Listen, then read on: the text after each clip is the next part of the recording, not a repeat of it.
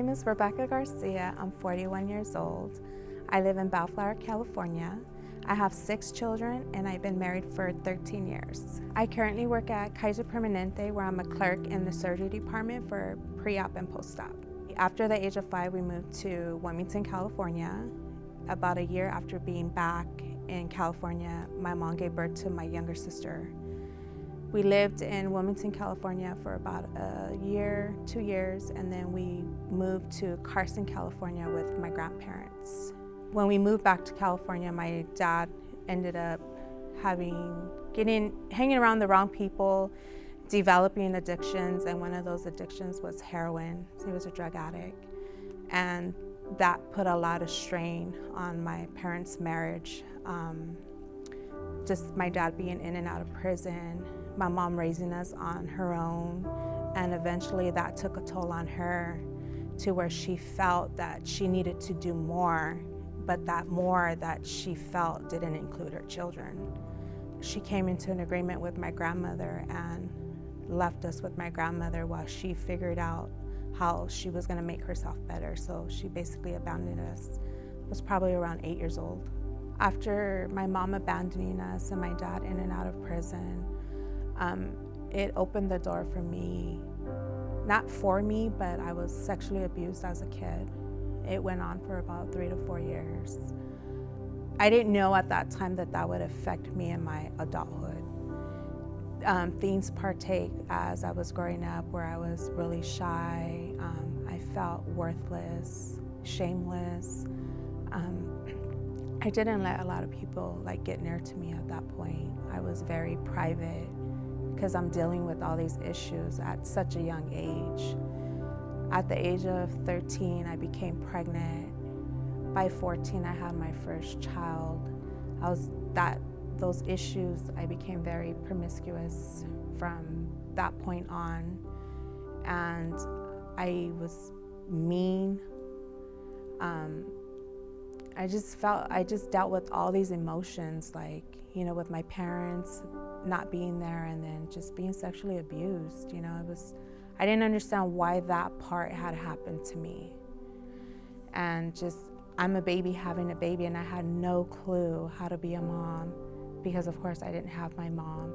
My grandma did the best she could as that mother role, but, she was in her older age, and I didn't know, I wasn't too receptive to her.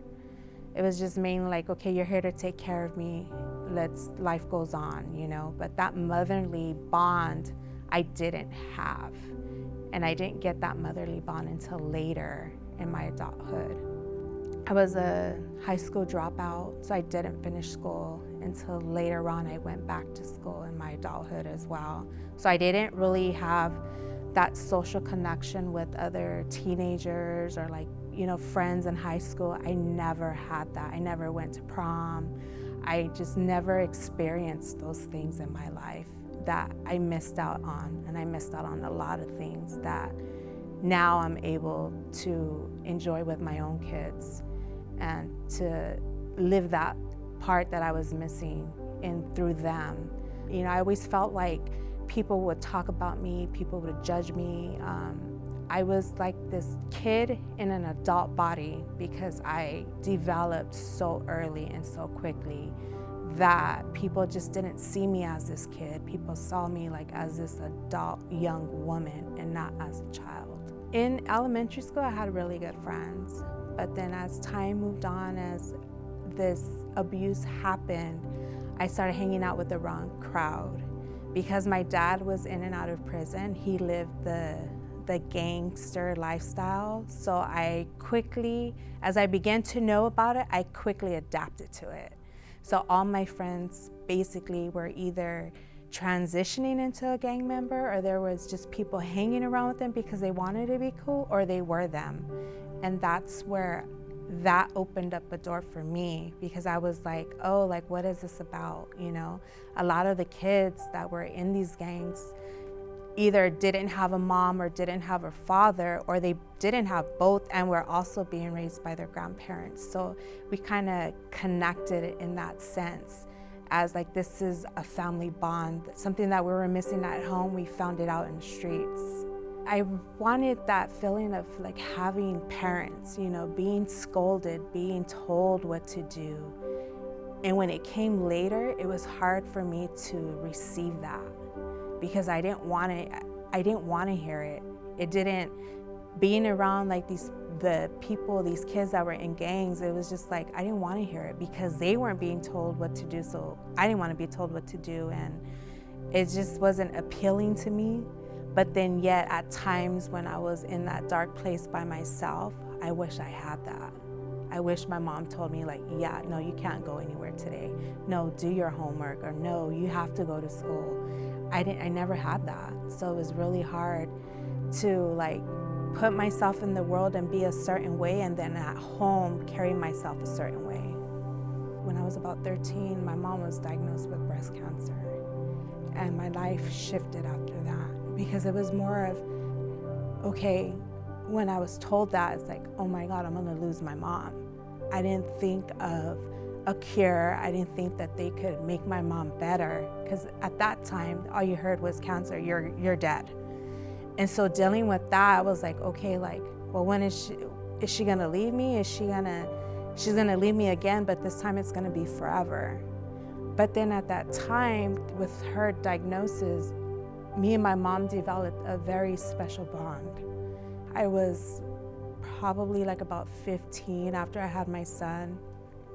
I was going with her through all her treatments, being at every doctor's appointment, even though I didn't understand the terminology at the time of what was going on, but I was there. I was really involved in her treatments. I believe like at 15, 16, my mom taught me how to drive stick for the very first time. And it wasn't because I wanted to, it was because I had to drive her there. Like after her treatments, like I had to drive her home. She was so sick, you know, vomiting in the car to get home. I didn't even have my license at the time, but my mom just felt safe knowing that she was in the car with me, that, you know, the cops are gonna give us, you know, a leeway, you know, they're gonna let us go. It was like those moments that I began to like have compassion for our relationship. Like I began to have that motherly figure that I desired as a kid. It was like all coming to me, but it was coming at a price eventually that I was gonna have to face later.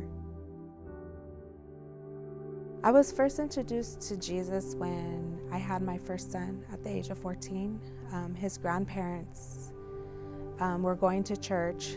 I kind of knew a little bit. I went a few times to know about it, but I wasn't like all holy for it because I was raised Catholic. I didn't quite understand the Catholic religion from the Christian religion, so I kind of really didn't pay too much attention.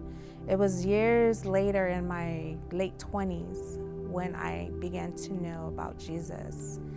And how I came about knowing him was at the time, me and my husband now we're friends, we were talking, and he was entering his journey about, you know, salvation, going to church. So I heard about a good month about him being saved, and I'm like, okay, like, am I gonna get invited? Like, I was like hearing all his stories, and I wanted to know.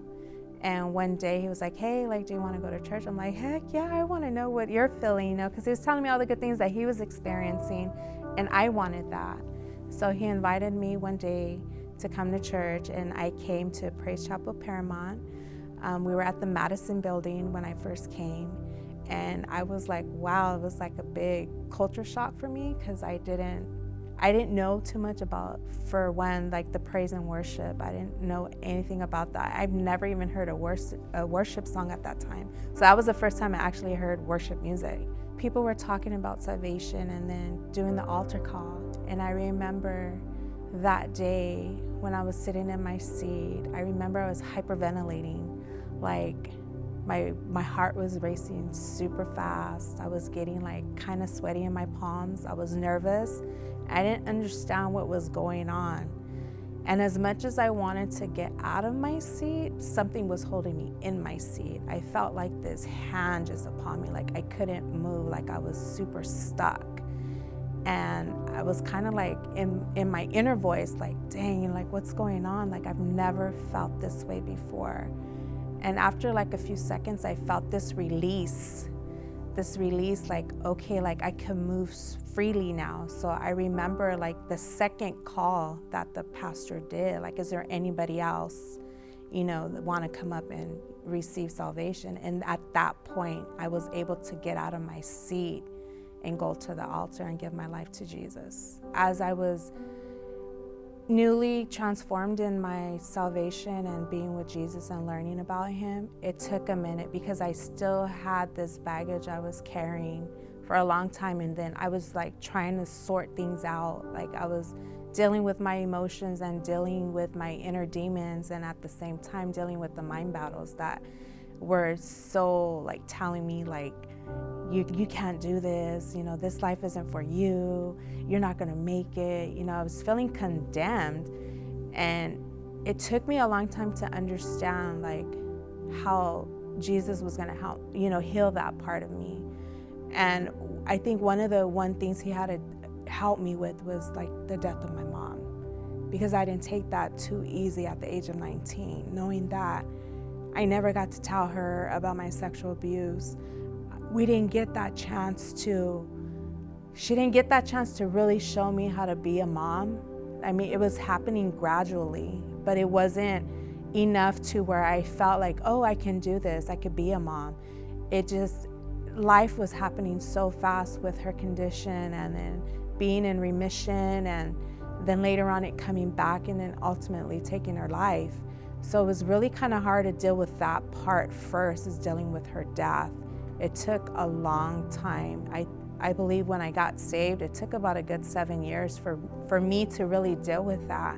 And when I finally got over that, then God began to work dealing with the sexual abuse that I experienced as a kid.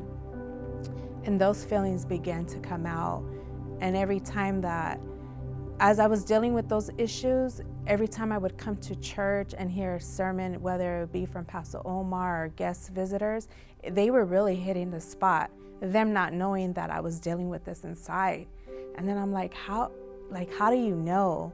And it wasn't that they knew, it was that God knew, and God knew what I was dealing with. Years later, the person who abused me ended up being in the hospital sick. And people were telling me that this person was there, but they didn't even know what happened to me as a child. And those 2 days that they were like trying to get me to go, I was like, no, like I'm good. And they're like, no, you have to go. I'm like, no. I was fighting with them like, no, I don't need to go. And at that moment, like 2 days after that, the Holy Spirit was just like tugging on me like, you need to go. And I didn't understand. I'm like, what the heck? Like, why are you trying to put me in that spot again? So on the third day, I finally made it a point to go, went to go see that person in the hospital. And as I was like getting in driving there, I'm nervous. Getting in the elevator, like I'm hyperventilating, like I kind of feel sweaty, clammy, like it almost felt like I didn't eat that whole day. And as I'm walking to the room, I'm just like, wow, like this person's really sick. And I'm asking them, they open their eyes and they see me like so stunned, like, what are you doing here? And I'm just like, that look that we both had towards each other, it's kind of crazy. Like we're both stunned that we were both in the same room after all these years. And this person really couldn't speak to me because they had a tube down their mouth. But I was, talking to them like, I didn't know how bad their condition was at that point. And so I was just asking questions like, do you know who I am? Their head was just nodding back and forth. It wasn't really their voice speaking to me, but they were nodding back and forth. One of the nurses came in, and that's how I knew how bad their condition was. And basically they were dying of cancer as well. And I was like kind of asking God on my way home, like, why did you bring me here? Like, what was it that you wanted me to see at that moment? And God didn't speak to me right away. It was like the next day went by, I made another visit, and I just saw this person deteriorating. And it kind of like all these bad memories actually turned in compassion for this person, because I knew in any day this person's gonna die. And I still didn't know at that point like what God was trying to teach me in all this.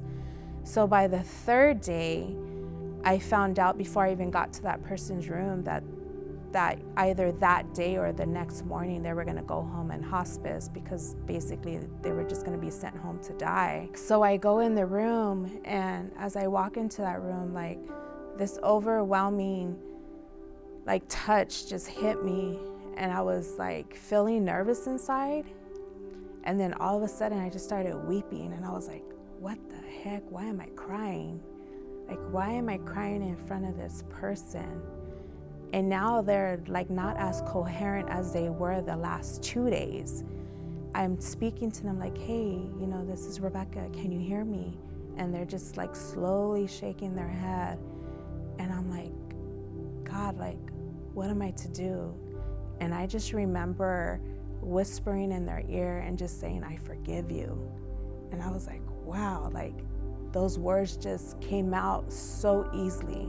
And I remember weeping over them. I remember I prayed for them, just like, God, you know, either heal them or, you know, just let this time be a recovering point for them. You know, ease their pain, ease their pain. And then I remember just praying, and then I remember just God saying, when Jesus was on the cross, just saying, you know, forgive them for they don't know what they do. And I don't even know why I said that. Then I remember just walking out just like in tears. But at that moment, God releases this heavy weight that I was like, wow, I almost missed this opportunity. Because God healed me at that point. For so many years, I was like, wow, like heavy. It was super heavy on me. I didn't know how to fix it. I didn't know like if I was ever going to be healed from this, because even though I was saved in church, serving God, every time like I would be in my seat, the enemy would just come against me. My mind battles, like sometimes I had to get up from my chair, go to the bathroom, pray over myself, because that's what I learned being a Christian.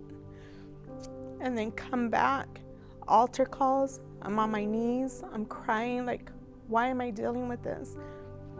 But then after this time, I was putting two and two together. And I realized that God was preparing me for this moment. The moment that he was going to heal something in me, the moment that he was going to remove all the shame, the moment that he was just going to set me free, because nobody could set me free but him.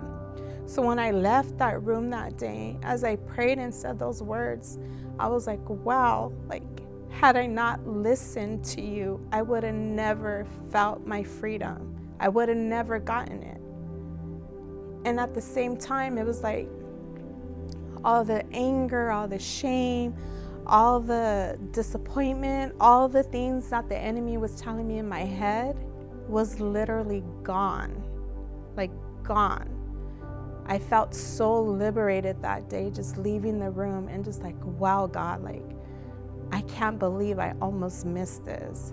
No matter how hard I was fighting with myself for 2 days to come here, 3 days asking you why I'm here. And on that day, like, wow, like the weight was just gone. And now just talking about it and speaking about it, I don't carry that shame. Even though it's emotional for me, I don't feel that condemnation anymore. And people need to know that. You know, people need to know that that shame, it could be gone by just serving Jesus and allowing him to heal you, because he's the only one that can.